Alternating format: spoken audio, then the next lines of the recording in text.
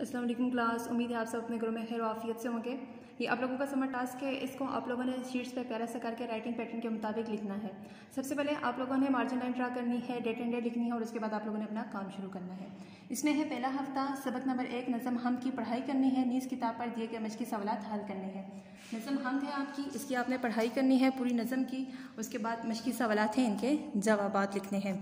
मशक़ आपने किताब पे हल करनी है। वर्कशीट नंबर 1 हल करें।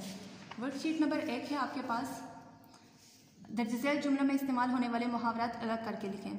हमें अपने वालिदैन के सामने उफ तक नहीं करना चाहिए। तो ये उफ कहना एक मुहावरा इस्तेमाल हुआ है, इसी तरह से बाकी सारे जुमलों में भी कोई ना कोई मुहावरा इस्तेमाल हुआ है, उसको आपने यहाँ पे लिखना है। मंदरज झेल जुमलों को इस्तिफहामिया यानी सवालिया जुमलों में तब्दील करें। सवालिया कहते हैं जिसमें सवाल किया जाए, जिससे सना आज उदास है, इसको तब्दील करेंगे तो ये बनेगा क्या सना आज उदास है। ऐसे ही आपने सबको तब्दील करना है। सरगर्मी है, अल्लाह ताला के कोई से 5 सिफाती नाम और उनका तर्जुमा लिखें। कोई से भी नाम लेने हैं ऐसे जिनमें अल्लाह ताला की तारीफ़ बयान की गई हो, जैसे अर्रहमान अर्रहीम है, और उनका तर्जुमा भी लिखना है। आयतुल कुर्सी का तर्जुमा खुशखत तहरीर करें। कोई भी दुआ वाली किताब लें, उसे आयतुल कुर्सी देखें और उसका तर्जुमा तहरीर करें। दूसरा हफ्ता है, सबक नंबर 2 नज़म नात की पढ़ाई करनी है। नीज किताब पर दिए गए मशक़ी सवालात हल करने हैं। ये नात है, इसकी आपने पढ़ाई करनी है। उसके बाद ये मशक़ी सवालात हैं, इनके आपने जवाबात लिखने हैं और ये मशक़ है, इसको आपने किताब पे हल करना है। सरगर्मी है, प्यारे नबी सल्लल्लाहु अलैहि वसल्लम की रहमत और शफ़क़त पर एक पैराग्राफ लिखें। कोई ऐसा पैराग्राफ लिखना है कि जिसमें आपने बताना है कि नबी सल्लल्लाहु अलैहि वसल्लम किस कदर बच्चों से शफ़क़त करते थे, हर जगह पर रहम दिली का मुज़ाहरा किया करते थे। बदअहदी 2 लफ्ज़ों बद और अहदी से मिलकर बना है। 5 ऐसे अल्फाज लिखें जो बद से शुरू होते हैं, जिसे बद किरदार, बद सूरत, ऐसे 5 अल्फाज आपने लिखने हैं। तीसरा हफ्ता है, सबक नंबर 3 देहाती और शहरी ज़िंदगी का फ़र्क की पढ़ाई करनी है। नीज किताब पर दिए गए मशक़ी सवालात हल करने हैं। ये सबक है आपके पास, देहाती और शहरी ज़िंदगी का फ़र्क। इस पूरे सबक की आपने पढ़ाई करनी है। उसके बाद ये मशक़ी सवालात हैं, आपने इनके जवाबात लिखने हैं और मशक़ भी आपने हल करनी है। वर्कशीट नंबर 2 हल करें। वर्कशीट नंबर 2 है आपके पास तफ़हीम इबारत। इबारत है, इसको आपने गौर से पढ़ना है और उसके बाद आपने सवालात के जवाबात लिखने हैं। सवाल नंबर 4 है, इस पैराग्राफ में से 4 इसम तलाश करके लिखें।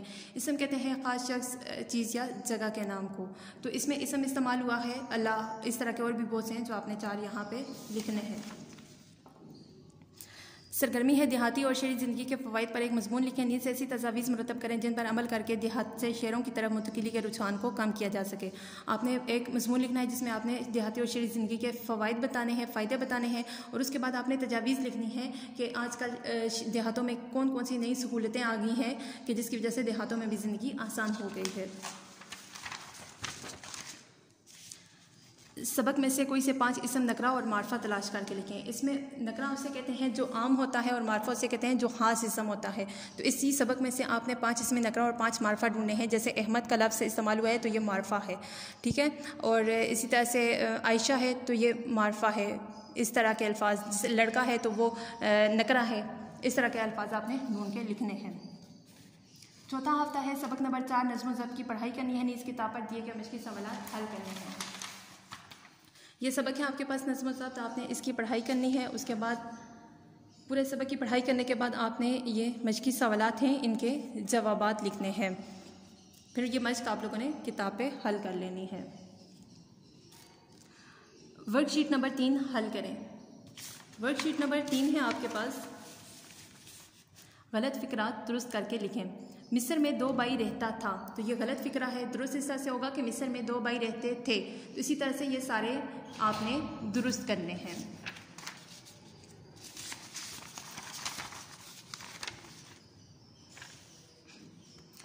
सरगर्मी है, अपने दिन भर के कामों की तरतीबवार फहरिस्त बनाएं। तो आपने ऐसे फहरिस्त बनानी है कि जैसे हम सुबह सवेरे उठते हैं, नमाज़ पढ़ते हैं, कुरान पाक की तिलावत करते हैं, स्कूल का काम करते हैं, इस तरह से आपने पूरी एक फहरिस्त बनानी है। सबक में से कोई से 5 जुमले लें और इसे फ़ेल मुस्तक़बिल में तब्दील करें। कोई मुस्तक़बिल कहते हैं आने वाले ज़माने को। तो आपने कोई भी जुमले लेने हैं, उनको मुस्तक़बिल में तब्दील करना है इस तरह से कि जैसे ये जुमला है, जो लोग नज़्म ज़ब्त की पाबंदी करते हैं, तो ये हाल है, हमने इसको मुस्तक़बिल में तब्दील करना है। तो हम लिखेंगे जो लोग नज़्म ज़ब्त की पाबंदी करेंगे।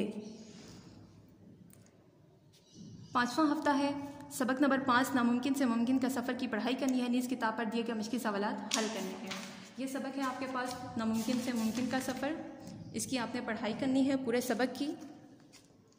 इसके बाद ये मुश्किल सवालात हैं, इनके आपने जवाबात लिखने हैं और मश्क आपने किताब पे हल करनी है। वर्कशीट नंबर 4 हल करें। वर्कशीट नंबर 4 है आपके पास ये सरगर्मी बराए पढ़ाई। ये 2 पैराग्राफ हैं, इन दोनों को आपने अच्छी तरीके से पढ़ना है। उसके बाद इसी से मुतालिक ये सवालात हैं, इनके आपने जवाबात लिखने हैं। सबक में से कोई से एक पैराग्राफ की इमला करें। ये सबक आपका था, इसी में से कोई आपने एक पैराग्राफ लेना है, उसकी आपने इमला लिखनी है। कोई भी एक पैराग्राफ कर लें। किसी अखबार, रिसाले या इंटरनेट की मदद से किसी साइंसी इजाद के बारे में पढ़ें और इसके बारे में बताएं कि इसने इंसानी ज़िंदगी में कैसे इनकलाब पैदा किया।